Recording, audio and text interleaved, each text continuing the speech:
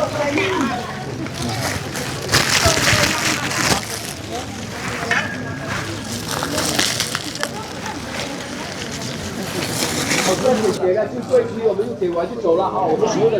อาเบิ่งบรรยากาศต้องกันไปเด้อพี่น้องเด้อเนาะ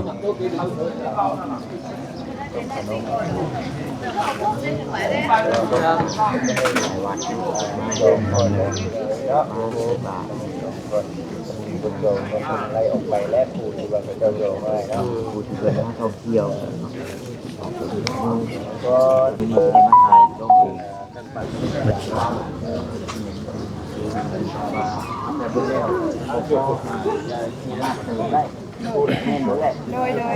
giá năng xào hát hả? เดินได้ทางทหารพันเรียบร้อย仪式 กำลังก็เตรียมรอนั่งถ่าเพิ่นมาเนาะโดยทางงานก็เบื่อเพิ่นกันเราใส่บาตรที่กันรอจิตรอตาโดยเป็นยังไงกันเพิ่นสิแนะนำเนาะทางชาวต่างชาติแล้วก็เพิ่นแนะนำพี่น้องเนาะเพิ่นจะแนะนำว่าให้เฮ็ดแบบนี้เนาะลายพี่น้องเป็นรอถ่าใส่บาตรนะบ่เศร้านี่แล้วก็จะมีหูฟังนะครับใส่เป็นแนะนำแล้วก็มีคนแนะนำพี่น้องบอกเนาะว่าให้เฮ็ดแบบนี้นะตัวแต่ละคนก็ตั้งมุกตั้งใจตื่นแต่เช้าพี่น้องมารอใส่บาตรตอนเช้าเนาะเพิ่นเริ่มมาได้นี่พี่น้องนี่ดิเป็นจุดอยู่เลยพี่น้องเด้อเนาะ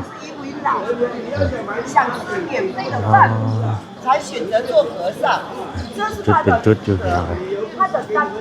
ลายให้เนาะ有些人要去做当兵一样服兵役我们这边的话呢是เฮ็ดแบบนี้เนาะ那么我们的话呢พี่น้องเบิ่งบรรยากาศต้องกันไปแต่เช้าเบิ่งแบบยาวๆเด้อพี่น้องเด้อเนาะเป็นครั้งแรกที่ว่าได้มา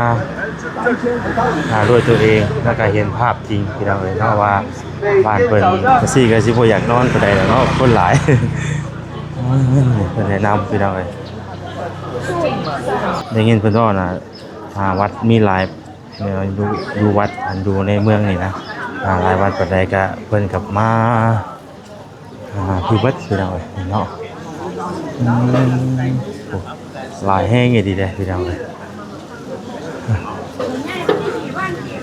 เริ่มแจ้งแล้วพี่น้องชะน้อยเพิ่นมานี่ก็โอ้เนาะแต่ว่าล้นเติบอยู่อยู่ในระหว่างที่เฮารอถ้าใส่บาตรเฮาก็เลยครั้งแรกที่ว่าเฮาได้มาใส่บาตรอยู่ดูพระวาเนาะบุญศาสนาที่ได้มากับทางอ้ายเพิ่นเนาะนางรอถ้าเพิ่นมาก่อนเด้อพี่น้องเด้อขอคำได้ตื่นเต้นบ่มื้อนี้มาดี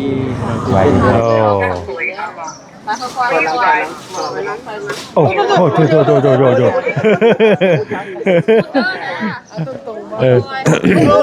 โอ้เนาะเบิ้ลไหลกว่าเนาะเบิ้ลคือใจแข็งเนาะ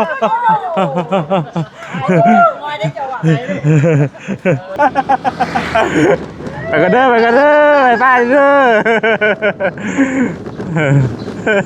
โอ้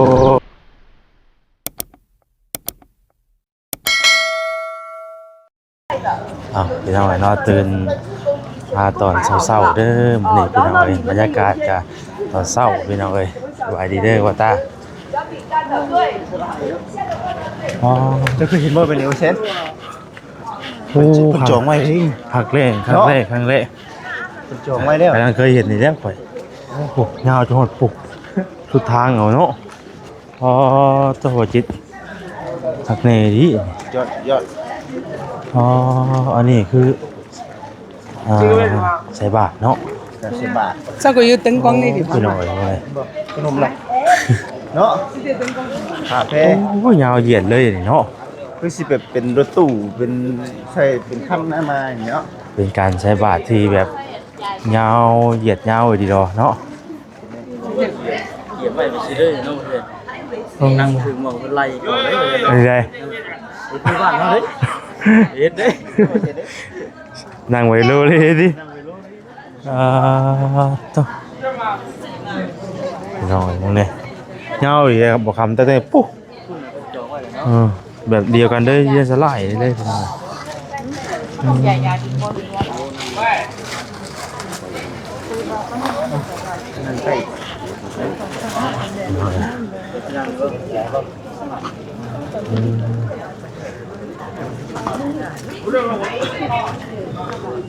บรรยากาศใส่บาตร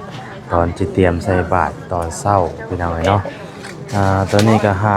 5:45 นาทีพี่น้องตื่นมาแต่เศร้าเนาะวันนี้ก็ได้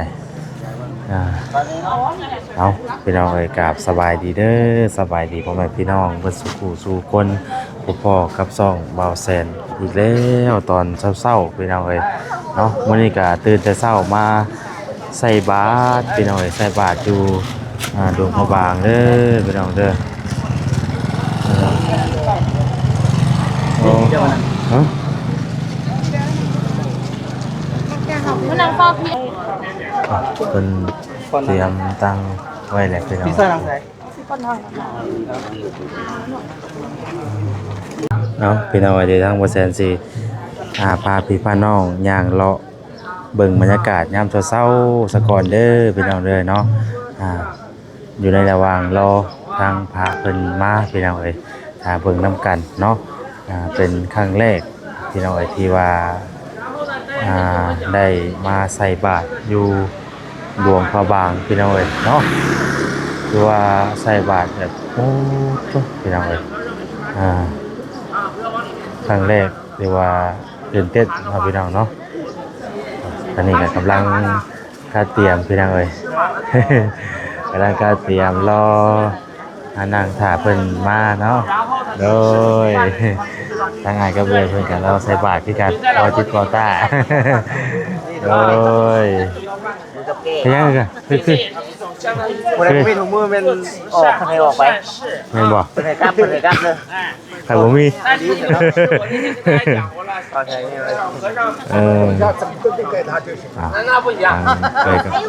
那个一点点เราใส่บาตร因为他这个就像 มีผู้แนะนำเนาะ他会拿着这个补从你身边走过的，但是你在布施的时候，他的那他用默念他的经文。 คนมาหลายพี่น้องเนาะ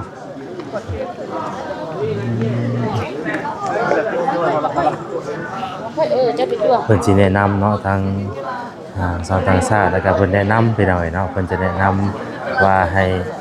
เฮ็ดแบบนี้เนาะหลายพี่น้องเป็นรอถ่าใส่บาตรนะบ่เศร้านี่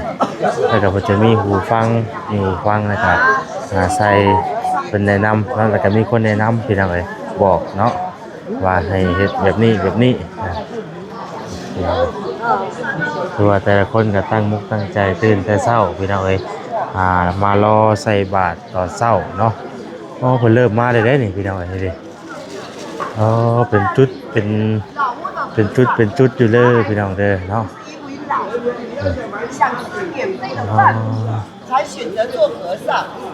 จุดเป็นจุดอยู่พี่น้องหลายให้เนาะ有些人要去做当兵一样服兵役我们这边的话呢是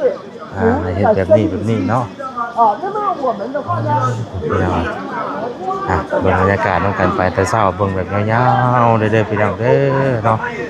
เป็นครั้งแรกที่ว่าได้มา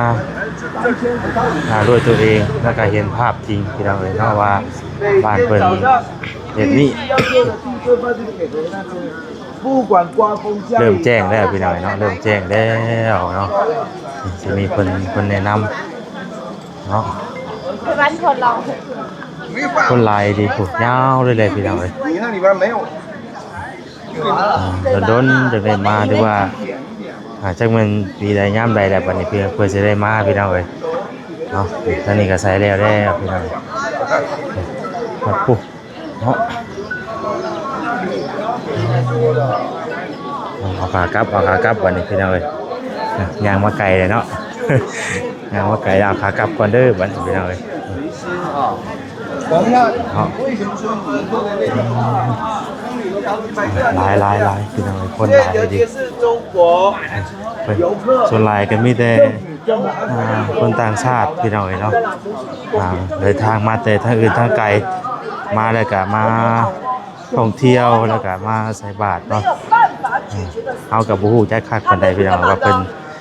เฮ็ดกันได้แต่ละมื้อเป็นครั้งแรกกันมาแสนก็ได้而且他们的话呢，饲料里面的。โอ้โหคักๆพี่น้องเลยแต่ม่วนเนาะหลายคนพี่น้องเลยก็สิบ่อยากนอนปานใดแล้วเนาะคนหลายเพิ่นแนะนำพี่น้องเลย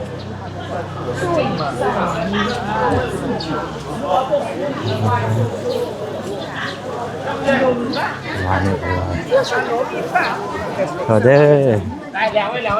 我就这样几个人，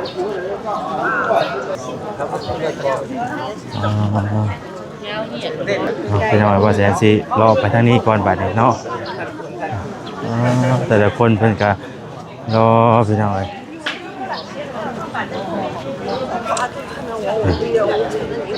ถ่ายให้พี่น้องเนาะทานใดที่ว่าบ่ได้เดินทางมาก็เบิ่งในคลิปนี่เด้อพี่น้องเด้อเนาะว่าเพิ่นเฮ็ดแบบใดแน่นะคือทางเฮาก็บ่เคยมาใช้จักเทื่อมาเป็นครั้งแรกก็อยาก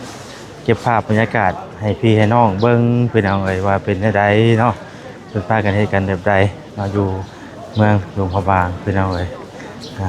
คนหลายลองมาใส่บาตรเต็มอยู่เนาะโอ้คักๆพี่น้องเอ้ยโอ้ยาวเลยพี่น้องเอ้ยปุ๊บเป็นชุดสายทางเลยเนาะชุดสายทางตลอดแนวเลยปุ๊บโอ้ยคักเนาะยางตลอดแนวเลยแบบเดียวกันเบิ้ลเลยพี่น้องไอ้ปุ๊ไปทอดปุ๊ตามทุ่งตามทางนี่กับเพิ่นก็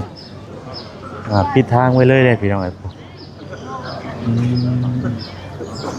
ยังบ่ได้ชุดได้พี่น้องไอ้ปุ๊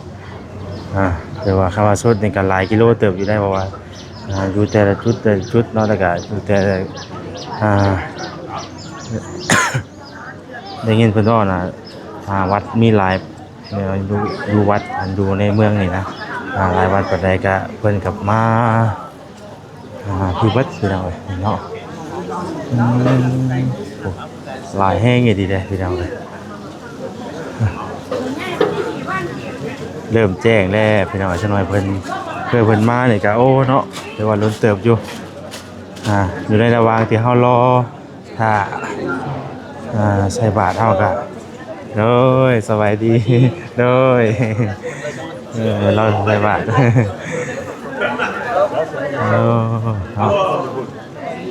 ฮัลโหลสบายดีนี่ห่าวก็สบายดีพี่น้องเนาะ这里6个人6个人那边โอ้ยาวเหยียดเลยพี่น้องเอ้ยยังบ่สุดเนาะ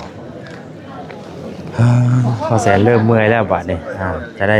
ย่างกลับไปคือเก่าแล้วพี่น้องคือว่ามาไกลเติบพอสมควรเนาะมาไกลเติบพอสมควรพี่น้องย่างกลับกันบัดนี้บ่สุดพี่น้องเอ้ยถ้าจะสุดนี่โลย่างบ่ไหวเพราะว่าเติมนึงอยู่สบายสุดอันนี้เพิ่นก็รอเก็บพี่น้องเนาะติดตามเบิ่งเด้อพี่น้องเด้อบรรยากาศอยู่ทางบ้านเพิ่นจะเป็นประมาณนี้ถือว่าตื่นเต้นพี่น้องเนาะเป็นครั้งแรกที่ว่าเฮาได้มาใส่บาตรอยู่หลวงพ่อวางเนาะบุญศาสนาที่ได้มากับทางทางอ้ายเพิ่นเนาะให้โอกาสมาพี่น้องนี่ขากลับพี่น้องขากลับตัวนี้เด้อเนาะขากลับเป็นย่างไกลเติบเลยเพราะว่ายังบ่ได้สุดแต่เฮาย่างไปเรื่อยๆนี่โอ้ยเนาะคือสิสุดทางพุ่นแหละไปเบิ่งบรรยากาศนำกันพี่น้องพี่น้องเนาะหลังจากที่ว่าย่างรอแล้วก็มานั่งในบัดนี้เนาะมานั่งในบัดนี้พี่น้องเนาะนั่งรอถ้าเพิ่นมาก่อนเด้อพี่น้องเด้อขอคำนี่แหละตื่นเต้นบ่มื้อนี้มาดีเด้อบ่เคยเด้เนาะ เดี๋ยวเลย มีแต่เธอแรกบ่นะเป็นหยังก็ได้เคยอยู่ใส่บาตรอยู่บ้านเฮาแต่ว่า มันบ่คือกันเด้ คือกันกับบ้านเฮาสินะเนาะ บ้านเฮาน่ะห่วยอยากนั่งบนใดก็ได้นั่งเด้นั่งเมืองมองเพิ่น หาบ่ว่า เมืองมรดกเมืองมร เมืองมรดกเนาะเมืองมรดกโลกเป็นยังไงเนาะ เมืองนี้พวกประเทศเขาจะก็ฮู้กันเบิด โอ้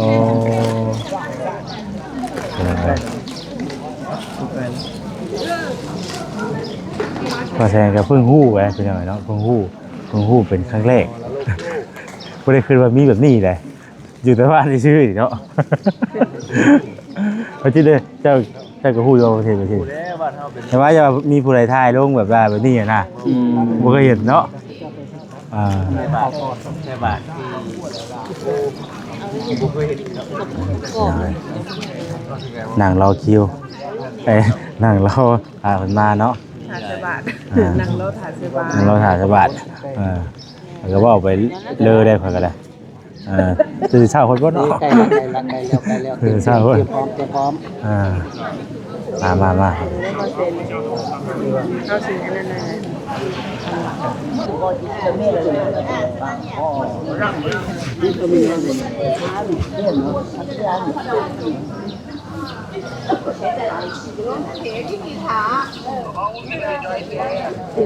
咱们不顶那种的，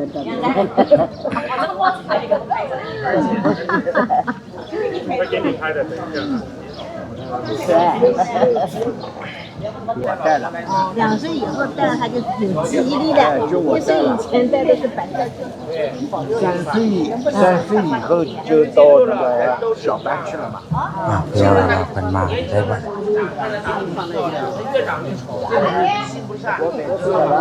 有的人以前看着很丑，但是他越长就要抱了我的大腿，这样人心给我送进去，我叫我，他喜欢上幼儿园。我叫我送进去，送到门口。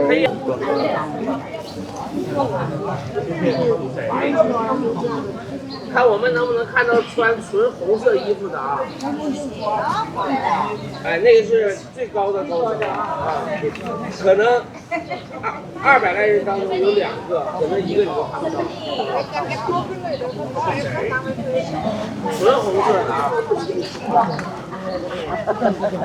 方丈，看老国人，这是我们中国的方丈。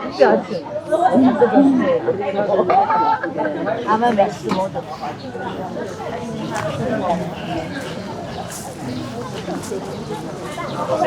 มาเลยเนาะเห็นได้ป่ะครับเห็นได้นะ ขนมไทยไหม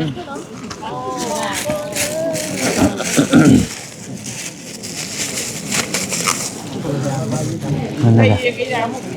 ดูสิบ่ จับข้าวแล้วก็ขนมเงินเนี่ย บอกอายเขา แรกจับข้าวแล้วก็ขนมใส่กันแล้วจับข้าวแล้วก็ขนมมันจะไม่ได้ จะใส่ถุงหรือว่าใส่ตะข่ายก็ได้ดิ เดี๋ยวเบิ่งขนมมันใส่ถุงเงินก็ใส่บนเงินข้าวก็ใส่บนข้าวมันจะบ่ใส่รวมกัน ได้ตัววันที่ยังมันเพื่อนเข้ามันจะเข้าใจบ้านเงินเขาใส่เพื่อนเขาเป็นเงินเขาไม่ได้ใส่ซองดิไม่ได้ใส่ถุง เอา ใส่ถุงพวกเพื่อน เอา ว่ามันจะเป็นเพื่อนเข้าได้เอาใส่ถุง เงินใส่บาทเขาใส่บาทก็เขาแยกกันเนี่ย ใส่บาตร ขนมกับขนมกับเงินเขาใส่เบิดนี่ ไม่ได้ใส่ถุงเลยเงินนะเพราะว่าเงินเขาไม่ได้ใส่ถุงเรามันเป็นเพื่อนเข้า เงินขนมกับเงินเขาในของ เงินกับเขา แล้วก็เงินขนม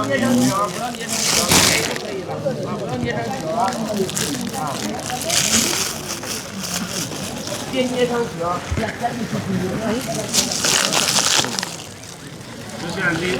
一点点拿起来。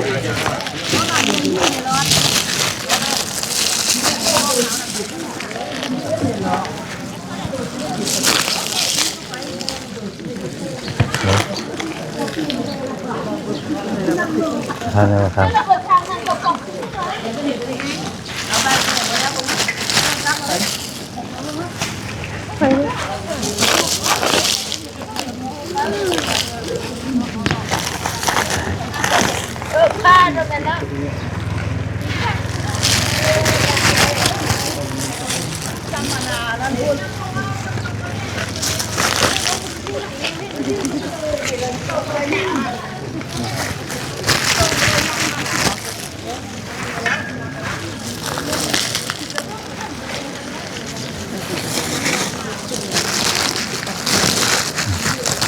ขอใช่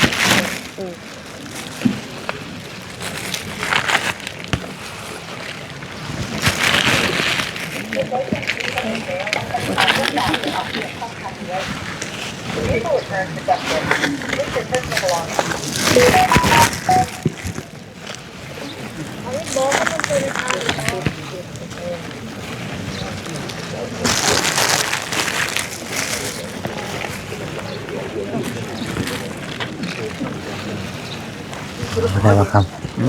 มันไม่ได้ว่า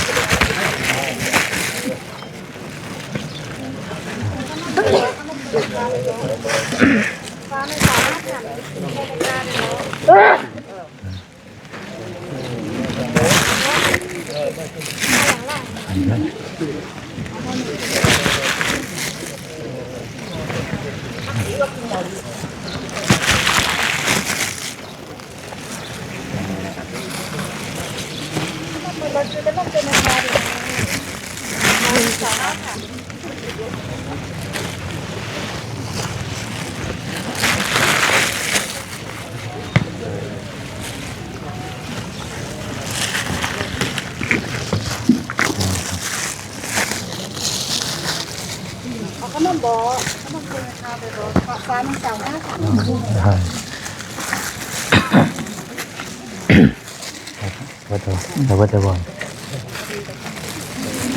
แต่ว่าได้บ่อยเนี่ยแต่ว่าดูเอาบดแล้ว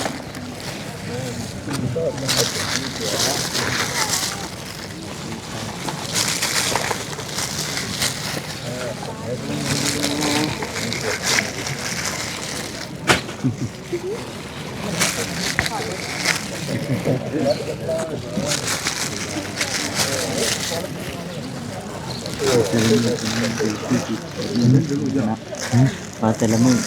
นะ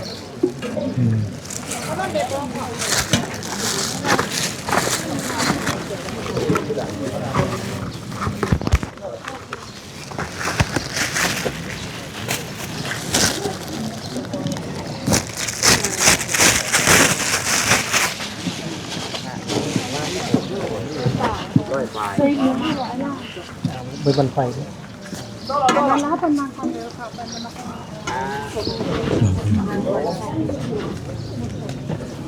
ทำไมอยากออกเจ้ากระคานออกไปข้างนั้นทำไมอยากออกไปจับเขาเนี่ยเดียว อะไรวะไหนเนาะ ไปข้างหลังเคย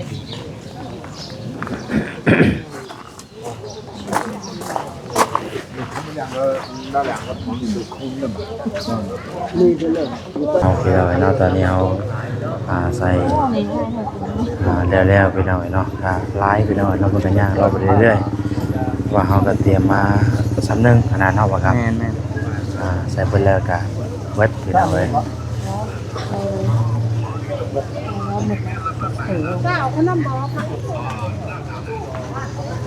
บรรยากาศประมาณนี้เราเลยตอนเช้าเนาะ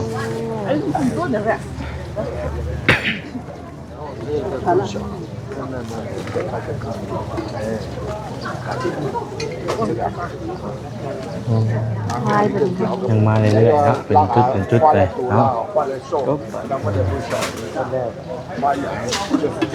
อ๋อเข้าใจแล้วคนลายก็จริงรู้แต่ว่าพระเป็นลายแล้วยางแชร์กันไปเลยเนาะเป็นยังไงเนาะพาเป็นกำลังมายังมาอยู่เป็นยังไงสบายดีเ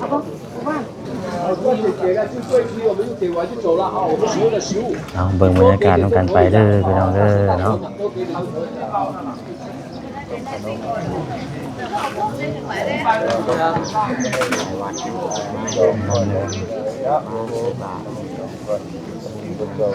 ไล่ออกไปแลกปูที่ว่าไปเจ้าโยมไว้เนาะปูที่เป็นนักท่องเที่ยว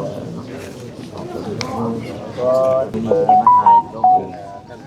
มาแชร์ให้บูเลยใช่มาเคยเห็นมาที่มาเคยเห็น มีโอกาสได้มาถ่ายลงช่องเจ้าของเองน้องเลย อันนี้กันเนาะ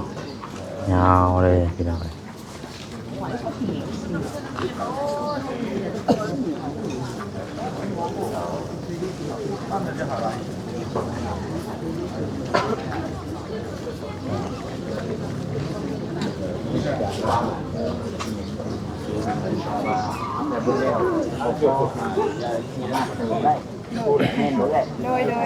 สาย125,000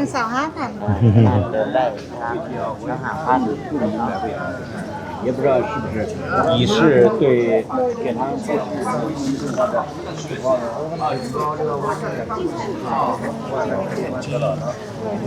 มีทุกมื้อ เต็มเลยในทุกมื้อ อ๋อทุกมื้อต้องแบบนี้เนาะ เริ่มแต่6 โมง โดย6 โมง15 แต่ว่ามากาเกียมแต่5 โมงก็แหละพี่น้อง โดย ถือว่าแล้วว่าบัด ยังรับสุดท้ายยังอีกวันหนึ่ง โอ้ยังมีมาอีกอยู่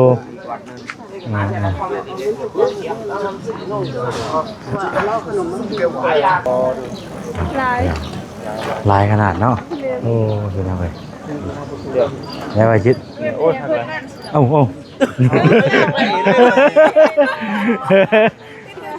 โอ้เข้าบางเทื่อเมื่อวานเขาลูกมันกูเก่าอะนะข้าวเหนียวขนมจิไรน้ำกุละก็ได้ก่อนข้าวเหนียวรวมขนมเมื่อบ้านเขาเพราะบุกยา ไม่เคยเห็นนะ บางเทื่อได้ใช้ด้วยได้ใช้บาทเนี่ย เมื่อวันเฮาเมื่อเลยนี่เนาะอากาศก็ดีเนาะ โดยเราเศร้าเด้อากาศตอนเศร้ากับประมาณนี้แหละพี่น้องเลยเนาะพักเป็นครั้งแรกที่วันในยูทูบยังบ่เคยเห็นนะบ่ฮู้อีกว่ามีแบบนี้นะ เห็นแต่ฮู้ ไปพี่น้องไอ้บ้านนี่เนาะถือว่าได้ใส่บาตรเป็นที่เรียบร้อยแล้วพากันตื่นตั้งแต่เช้าพี่น้องตื่นแต่4 โมงบ่แซ่นเนาะ4 โมง5 โมงแล้วก็พากันมากายเกียมใส่บาตรแล้วก็เอาดีใจนะพี่น้องทั้งบ่แซ่นก็ได้ที่ว่าได้ใส่บาตรเนาะดีใจพี่น้องเอ้ยโอ้รถนี่ก็บ่ธรรมดาเนาะ ต้องมีมันบ่นี่ แม่มีแอดมัน แต่ว่าตัวนี้พี่เบรกหลังไงเบรกหลังนี่เบรกนี่เบรกนะ รถสีเขียว มีอะไรแซ่บ กินละเชิญใจบ่ได้ ลองเบิ่งแบตเตอรี่ก่อน ไปจะลองรถสีเขียวไปหน่อยเนาะ รถอันสีเขียวบนห้องเขียวอยู่รวมกระบะ โอ้โอ้โหโจ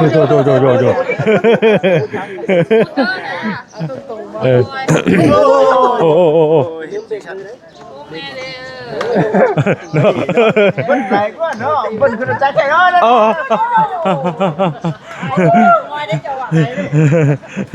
ระวังเด้อระวังเด้อ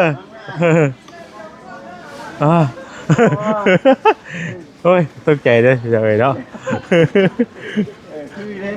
คืออยู่ห่างชัดเลยล่ะโอ้เราก็มาอยู่นะแกมาอยู่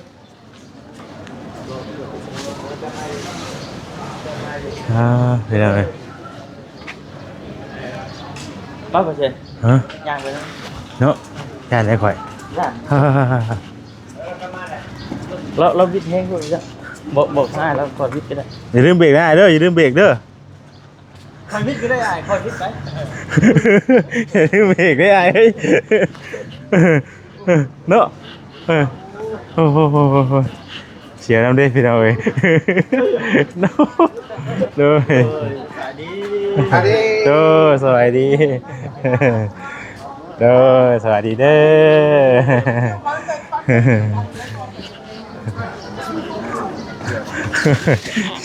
เสียแล้วหายไปแต่ก็ว่าเนาะพอครับ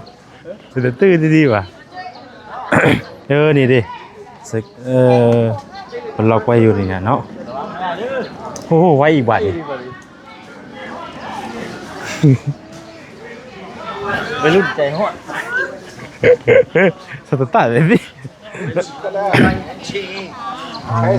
นาะ จืดเลยเขาอยู่ เนาะอาจจะมาถึงเขารถเป็นจังหวะเสียวเลย เราได้ขี่แต่รถใหญ่เด้ไม่ได้คอยขี่รถจ้า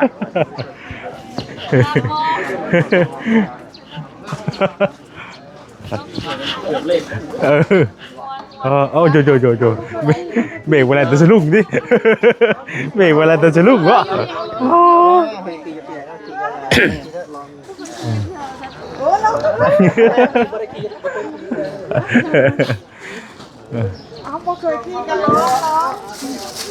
อึ๊บบอลแวงใจบอลได้เพื่อนดิบอลแวงบอลได้กินอีซี่เนาะโดดดงวะ ไม่เคยจักเลยพ่อต้องมาแล้วป้าเล่นมันวะ ก็เป็นของเราอีไบ อ๋ออันนี้คือรถ มันสลับกันสีมันสลับกันเด้อเบิ่งดีๆสองแอปนี้ เนาะจับไปเบิดนี่ทานยังก็ไม่ได้ค่า ไม่เคย บ่เป็นหยังเนาะเปิดประสบการณ์ใหม่ครั้งแรกเขาก็บ่ได้รู้ แม่เพชรลองเอาแม่จิจับเพิ่งให้ ลองได้ลองได้ ต้องซ่อน2คนบ่นี่ 2 คนก็ได้ขนาดกันเลย แม่ใช่2คนแม่ เอาอีกคันนึงบ่ เดียวบ่บ่ตัวนี่เนาะมึงดิเบรกหลังมันทั้งใช่เด้อทั้งใช่เบรกหลังนั่น เล่นไล่ก่อนไปชอดเมียเจ้าโอ้ ไอ้เราตัวนู้น ตำรวจบ่มาก็เห็นแล้วทุกเด้อย่ านเนาะอย่าลืมเบรกเด้อก ลับเด้อไปเลยเด้ อย่าไปเลย อะไรเลย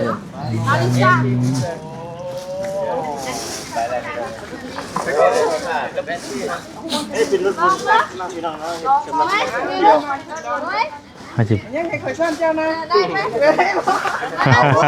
ไม่มองนาง ช่อนนั่งเบียงบ่ายป่ะ นั่งบ่าย นั่งบ่ายบ่ได้อวยรถ นั่งได้บ่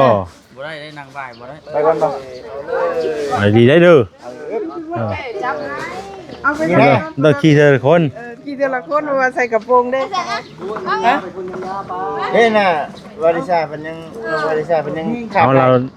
เนาะ บ่คือกันได้บ้ากระโปรงจะมันใหญ่ๆอยู่จ้ะ เนาะแม่เล่นจะได้ให้แม่นุ่นครับ อ้าวเจอสิครับแม่ว่าพี่อาจจะสิยับมาบ่แล้วเรื่อง เอาดีๆเด้อ เอาดีๆเด้อระวังเด้อ ต้นไม้หลายช่ำเนาะ เฮ็ดอ้ายวิทย์6เนาะ มันแห้งว่ะ เอาสิพากันไปได้เท่ากันบ่ บ้านเจ้าบ่มีวันนั้น ได้เต็มบ่อแล้ว เห็นแล้วครับเลยเห็นแล้วครับเลย มันเล่นให้คอยซ่อนแหม เจ้าก็เฮ็ดสำหรับอันเดียวเลยนี่เนาะโอ้ยแต่เราซ่อนกันไป ไปเลยได้อยู่ ไอ้ดีเด้อแม่นุ่น เอาดี อย่าลืมเบรกได้เด้อ ๆระวังเด้อแล่นเลยนะเบิดแท้ เอาปลามืออีกโอ้ยโอ้คัก ร่วมไปวัดเชียงทองคน ไปว่าสิ เนาะได้แนวให้เห็นได้แนวเด็กเด้อ ไม่ได้ใส่เกียร์ป่ะไม่ได้ใส่เกียร์โอ้โจ ปีบเลยจึกเพราะว่า แชมป์ เฮาเหยียบอยู่ ครับเนี่ยเป็นฟุตซ้อมกันได้อ่ะบ่ได้ว่าเต็มแล้ว ใช่ขึ้นอยู่บ่ตัวนี้มาเบรกอ่ะตัวนี้เบรกเนาะตัวนี้แม่นมาสองเนาะค่อยๆหันลง ผมคือรถจักรเนาะคนละหมวดได้ผมคือรถจักร คอย โอ้คัก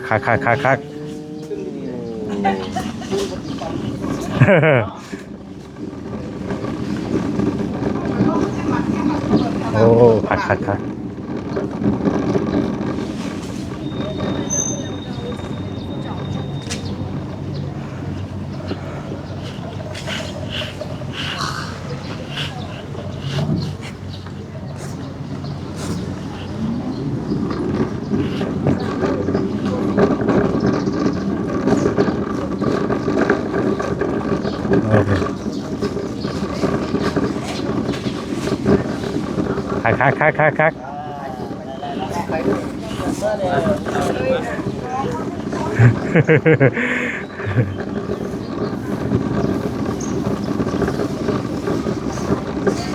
เพิ่นกำลังเก็บขวดอยู่พี่น้องเอ้ย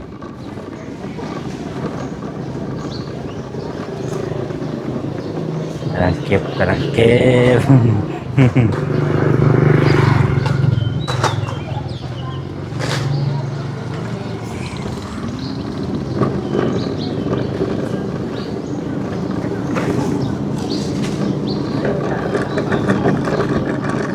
ครับใครว่าตาโอ้นิ่มขนาดนี้เนาะตัวจะอยู่พิษเลยจะอยู่พิษเลยเอาไม้พี่บอกกล้องหันน่ะเอาไม้พี่บอกกล้องโอ้มือเดียวอีกระวังได้มือเบรกได้ชักแม่ดิโอ้ขับยาเลยคักแต่ว่าน่ะโอ้โชคดีไปได้กำไรได้บ่นี่เลยแล้วมันไม่ได้ได้จะไปแล้วระวังตีนรถแตกได้ใช้คนที่นั่งแค่ละบาทดิไปก็นั่งได้ขาเข้าออกยันเอาเด้อไปเด้อเป็นยังนี่ไปแล้วเฮ้ย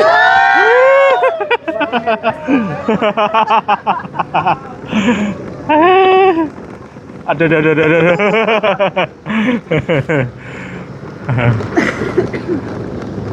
มาไงอยู่พี่ใช่ใช่มีรถวันนี้ผมด้วยไงพออึ๊บเห็นป่ะโอ้ดูไปว่านี้เนาะโอ้เห็นแค่นี้เนาะโอ้ไปกันเด้อไปเด้อโอ้ขาดโอ้ดูเราไปอุ้ยอีกอยู่มือกล้องให้เจ้าได้แม่พวกกันดึงนั่งไว้โอ้คักเอามือน้ำไปยังอีกเนาะเอามือน้ำไปยังวะว่าดอ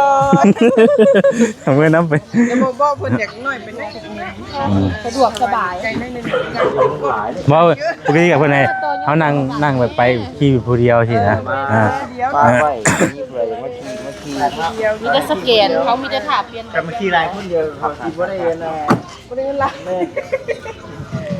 วิธีจอดจะไปได้เนาะวิธีจอดนี่เขาคันเขาอยากจอดสัวขาวเขาก็กดจอดสัวขาวแล้วบ่มีใครเอาของเฮาได้โอ้วันนี้ผู้ใดสิมาขี่ของเฮาไปหรือสแกนเอาก็บ่ได้แม่นคันเฮาอยากส่งคืนเฮาก็กดคืนนี่ขี่ โอ้แบตมัน15%ตัวนี้ โอ้ควบคุมอยู่ในแอปเลยเนาะ แม่น หากดี บาทเป็ดมันเบิดได้ซะ แบตมันเบิ้ลมันกระดับให้เลยแล้วเงินมันจะตัดเวลามันจะตัดให้ แรกเขาเจ้ามาเอาเอง แม่นเขาเจ้าสิมาเอาแล้วมาเปลี่ยนแบตเอง เพราะว่าเขาจะมี เอ้ยมองเฮา แม่นเขา สา เจ้าก มี บ่คือ โลเค เห็นบ่ ชั่น แบบคืออันนั้นเด้เขาจะสากไว้ตู้ไว้เด้ อันนั้นบ่ นี่ดิ โอ้เป็นความรู้ใหม่แล้วก็เป็น บัวรถไฟฟ้า โอ้ยอยู่ในบ้านบ่เคยมีเนาะ บ่เคยเห็นในแบบนี้นะ ส่งข่อยขาดเปล่า เอาส่งขาดเป้าเดียว ส่งขาดเลยนะ เฮ้ยเนาะเจ๊เอา เนาะ ที่รถมา แล้วจะมาดิ ส่งขาดเป้าเดียวแล้วให้คุณหองกันเลย ว้าส่งจนขาด มาแล้วส่งกันขาด ว้ายพี่น้องเอ้ยพี่น้องเนาะกะประมาณนี้เด้อพี่น้องเด้อเนาะทางบ่แสนก็จะขอตัวทุกคลิปไว้สำนี้ก่อนบัดนี้เนาะพากันใส่บาตรแล้วก็ขี่รถรถไฟฟ้าพี่น้องเนาะเราเล่นแถวนี้แหละพอดีสิไปวัดขึ้นวัดต่ออีกวัดหนึงพี่น้องเนาะก็ยังบ่ทันได้ฮู้เดี๋ยวเพิ่นสิพาไปทางไหนก็ติดตามมื้อในคลิปนั่นแหละพี่น้องเอ้ย ลำลาไปก่อนอยู่ดีมีแห้งบุษกูสุขคนเด้อเนาะขอบคุณขอบใจขอบคุณทางเดินกับไอ้พนันลายไปหน่อยเนาะที่พามามื้อนี้เนาะได้ใส่บาตรได้ทำบุญไปหน่อยทางได้เที่ยวทางได้ทำบุญพร้อมเนาะขอให้อยู่ดีมีแห้งสุขภาพร่างกายแข็งแรงเด้อเนาะทางครอบทางครัวอยู่ดีมีแห้งบุษกูสุขคนสบายดีเด้อ